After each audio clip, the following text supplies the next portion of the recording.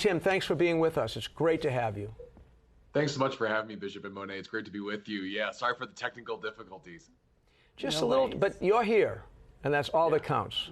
And you got a big smile on your face because you've got a great job and you have a great collaborator, and that is Bishop Andrew Cousins, who was just recently appointed Bishop of Crookston. He serves as the chair of the board of the National Eucharistic Congress, and he announced your appointment. And when he did so, he called you, Tim, a real leader with a heart on fire for Jesus Christ, to invite people to encounter the Lord in the Eucharist. Are you worthy of that title? And please, tell us how the Eucharist became so vital to you. It's probably a little generous of Bishop Cousins. Jesus has changed my life, and so I've encountered the life to the full that he brings, and certainly want to bring that to other people. And I've been captivated for a while now by the USCCB, this vision for Eucharistic Revival and how it's part of the church's whole missionary move that it's undertaking right now. And so it's been an honor to kind of get to come in and be on the inside of getting to be a part of this movement. And I've come to respect, so you know, Bishop Cousins so much over the last 5 or 6 years that I've been part of the Conference of Bishops. He's just let me just say, he's the real deal. What's your impression?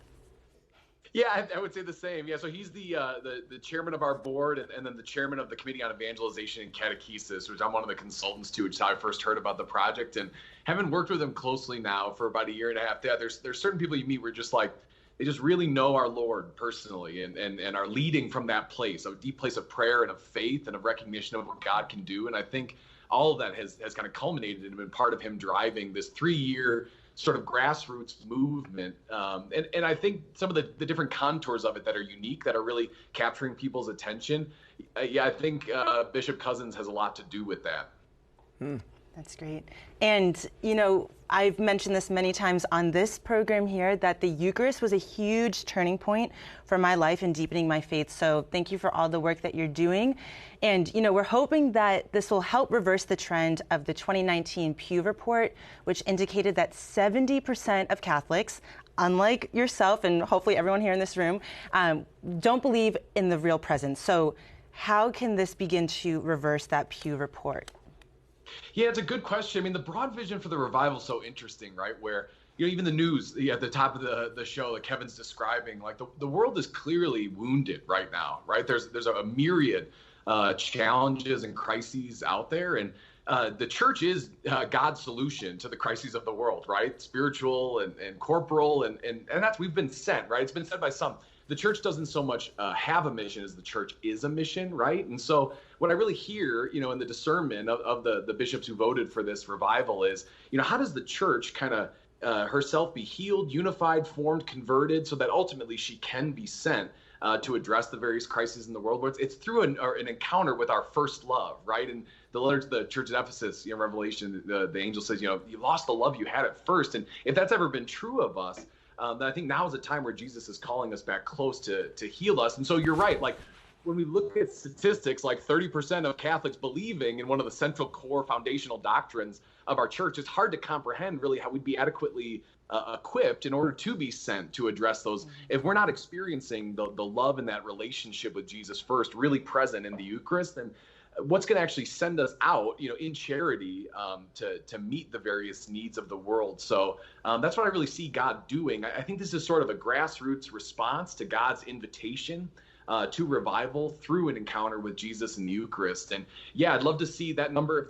What would the church look like? All the good the church does in the world, if that number was more like 50, 60, 70, 80, or what should be 100%, right, of Catholics who believe in the real presence of Jesus in the Eucharist.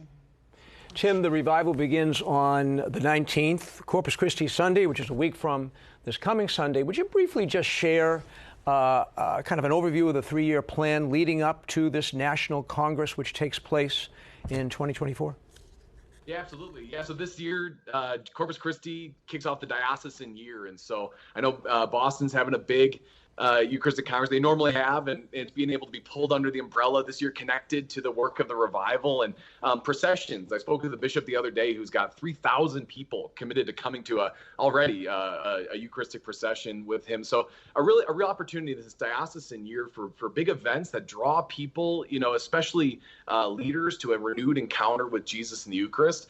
Which is going to lead into the second year of the revival, the parish year, where a lot of that work is then going to be focused on those in the pews and how they can come to a deeper encounter through adoration and through missions, through preaching, through small groups and discipleship, to really be built up as well. And then it culminates in where part of my role comes in with this, the first National Eucharistic Congress. There's great sort of regional Eucharistic Congresses that have happened in a lot of parts of the United States for years. And this is going to be the first opportunity for a unified, this movement, grassroots movement of the revival to gather all together, hopefully, God willing, up to 80,000 people in Indianapolis in July 2024, which then marks the beginning of the third year of the revival, which is the year of missionary sending, where all those missionaries, again, healed, formed, unified, converted, now sent to the margins in a variety of different ways to spread the good news that they've encountered and to meet the various needs and wounds of the world. So it's a really unique kind of, I've kind of said in a lot of different ways, I think the revival, this grassroots movement, it needs the single unifying moment of the Congress, which is going to be a visible expression of the entire fruit of the 3-year revival. But I think the Congress needs the revival too, where it's not just an event, but it's a whole kind of work of the local church, dioceses, parishes, but also apostolates, movements, orders, universities are all kind of operating under that umbrella in different ways. And I think it's going to be a really exciting few years once it kicks off in a couple weeks. Definitely. And, to reiterate, Tim, you said you're looking for 80,000 people for 2024. What kind of resources are available for people to prepare, whether they can attend the Catholic event of the decade in person or not, and how can they be accessed? So the first thing we're asking everyone to do, if you want to join the movement, be part of the revival, you have to join our newsletter. It's called The Heart of the Revival. And all of the various work that's happening is going to be kind of collected there and give people a sense for what's happening.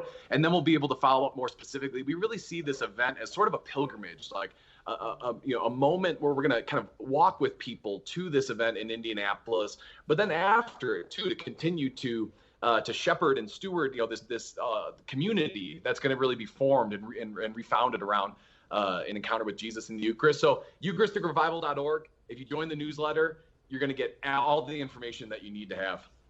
Great. Well, Tim Glemkowski, we really appreciate you taking the time to be on the show today. We lost your visuals, but that's okay. We can still hear your voice.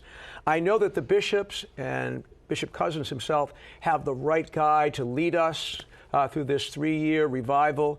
We thank you for your hard work and everything that you will do in the future. And we appreciate you being with us, and may God bless you and everything that you're doing to lead us in this revival.